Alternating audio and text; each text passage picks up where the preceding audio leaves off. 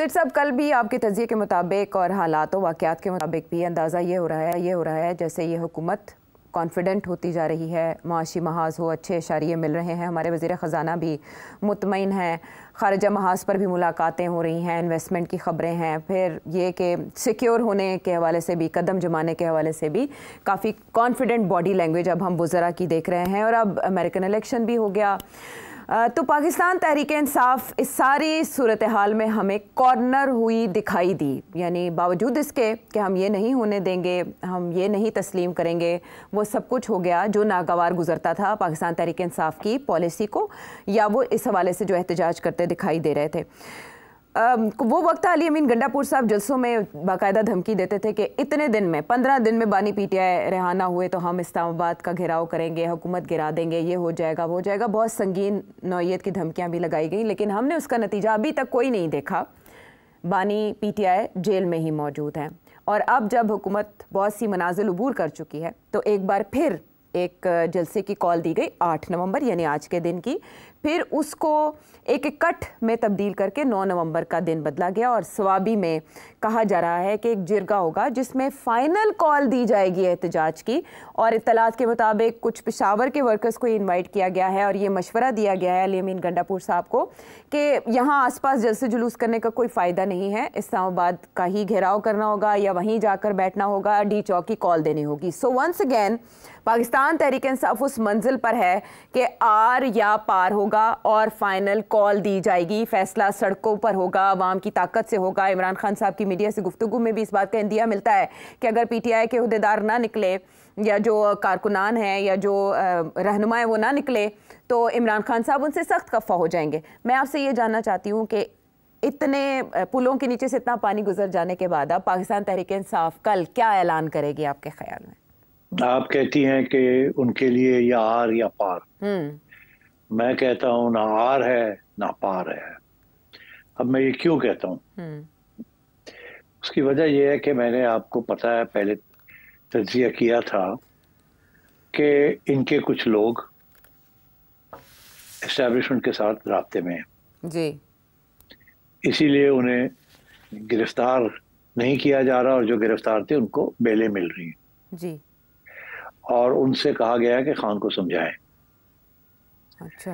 और आपने देखा कि पार्लियामेंट के अंदर भी जहां ये मामला आया आर्मी चीफ की 5 साल की मुलाजमत का, तो वहां भी पीटीआई ने बाहर निकल के जिस किस्म की वो बातें करते हैं कि हाँ कंसल्ट कर लेना चाहिए था, डिबेट होनी चाहिए थी, मगर बड़े मोहतात। तो इसका ये मतलब है कि बातचीत तो चल रही है, खान की नहीं मगर एस्टैब्लिशमेंट की और इनके कुछ लोगों की, जिनमें से गंडापुर साहब भी हैं, उनकी बहन भी है और एक दो और लोग भी हैं जिनका जिक्र पहले भी हमने किया है। अच्छा, अब सूरत हाल ये है कि खान साहब के लिए मसला ये है कि अगर वो अपने, वो अंग्रेजी का मुहावरा हाई हॉर्स, अगर वो अपने सफ़ेद घोड़े से उतर के नीचे आते हैं ज़मीन पे तो बड़ा लॉस ऑफ फेथ होगा। बहुत से लोग मायूस हो जाएंगे, कहेंगे लो जी ऐसी डील हो गई है, बढ़ गए ऐसी थे, सारी कुर्बानियां कितने गई हैं, हम तो ये समझते थे होगा, वो समझते थे होगा। तो खान साहब अपने घोड़े से नीचे नहीं उतर सकते, उनके लिए वो सुइसाइडल होगी पॉलिटिकली। मगर साथ साथ जो इस वक्त जो उनका रवैया है और जो पॉलिसी है वो भी नहीं चल रही, तो अब करे क्या करें? पॉलिसी तब्दील करते हैं तो लॉस ऑफ फेथ होता है, वो यू टर्न जो है लोग मानेंगे नहीं, कहेंगे यार ये तो कोई यू टर्न नहीं है, ये तो बड़ी गड़बड़ है। और अगर नहीं करते तो फिर सूरत हाल तब्दील नहीं होती और लोग आहिस्ता आहिस्ता मायूस हो जाएंगे। और पहले अगर जलसे में 10,000 आते थे तो अब 3,000 आएंगे और फिर कल को 2,000 आएंगे और फिर 1,000 आएगा एंड सो ऑन। तो ये एक मुश्किल मरहला है खान साहब के लिए। और दूसरी तरफ वो स्टेबलाइज हो गए हैं, जैसे अभी आपने जिक्र किया जी, वो इतने स्टेबलाइज हो गए हैं कि सारे घूमना फिरना शुरू कर दिया उन्होंने। कोई इधर जा रहा है, कोई उधर जा रहा है, कोई हॉलिडे कर रहा है, कोई सैर सपाटे कर रहे हैं। तो मैं ये समझता हूँ कि खान साहब के लिए कुछ फैसले करने पड़ेंगे। अब वो फैसला क्या होगा मैं आपको बता देता हूँ और उसको कैसे ये आवाम तक पहुंचाएंगे और उसको निभाने की कोशिश करेंगे।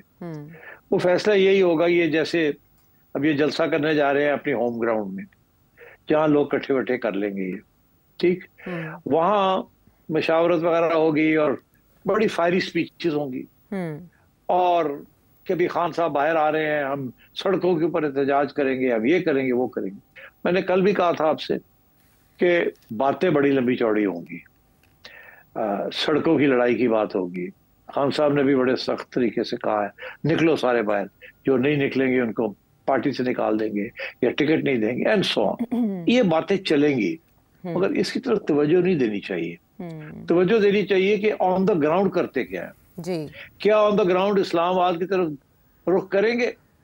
क्या सारी केपी की गवर्नमेंट जो है वो 10,000 बंदा लेके इस्लामाबाद के ऊपर चढ़ाई करेगी? ये देखें आप, अगर ये उस तरफ जाते हैं तो फिर अगला स्टेप ये है, ये देखें कि कहाँ रुक जाते हैं। अगर रुकते भी नहीं है और आगे जाते हैं तो फिर देखें कंटेनर्स को कैसे तोड़ तोड़ के आगे जाते हैं जी। अगर ये डी चौक तक नहीं पहुंच सकते और वहां बैठ नहीं सकते तो इसका ये मतलब है ये पहुंचना नहीं चाहते और बैठना नहीं चाहते, क्योंकि मौलाना तो जब चाहे पहुंच सकते हैं वहां, एक गमला भी नहीं टूटता और मौलाना पहुंच जाते हैं वहां। और अगर ये चाहे तो गमले तोड़े और पहुंच जाए वहां, तो कम से कम उससे पता चलेगा कि ये अब लड़ने के मूड में है। तो देखिए जिस किस्म की इनकलाबी बातें खान साहब कर रहे हैं, तो फिर उनकी जो प्रैक्टिस है ग्राउंड के ऊपर क्या करते हैं वो भी इनकलाबी होनी चाहिए ना। तो इनकलाब के अंदर तो सर भी फटते हैं और टांगे भी टूटती हैं और थोड़ा बहुत खून खराबा भी होता है, तो करके दिखाएं ताकि जज्बा आवाम का जो है वो बाहर निकले और पता चले सबको कि कोई डील नहीं है और मैं डटा हुआ हूं और कम हेलो हाई वाटर मैं लड़ूंगा और आवाम मेरे साथ है। अब अगर खान साहब भी तैयार हो जाए लड़ने के लिए और आवाम साथ ना हो तो फायदा क्या है? आवाम तैयार हो और खान साहब तैयार ना हो तो फायदा क्या है? तो मैं ये समझता हूँ कल बातें बड़ी होंगी, बड़े वादे होंगे, बड़े प्लान्स बनेंगे, मगर मेरा ख्याल है कि जो रियल प्लान है वो नहीं बनेगा। इधर उधर के प्लान्स बनेंगे, हम वहां भी ये करेंगे वहां भी ये करेंगे, मगर मेन इशू यही है कि क्या आप डी चौक जाएंगे, वहां जाके बैठेंगे, पार्लियामेंट का घेराव करेंगे या नहीं करेंगे। Anything less than that makes no difference to this government, no difference. तो इमरान खान साहब की रिहाई के लिए कोई डिफरेंस कैसे क्रिएट किया जा सकता है?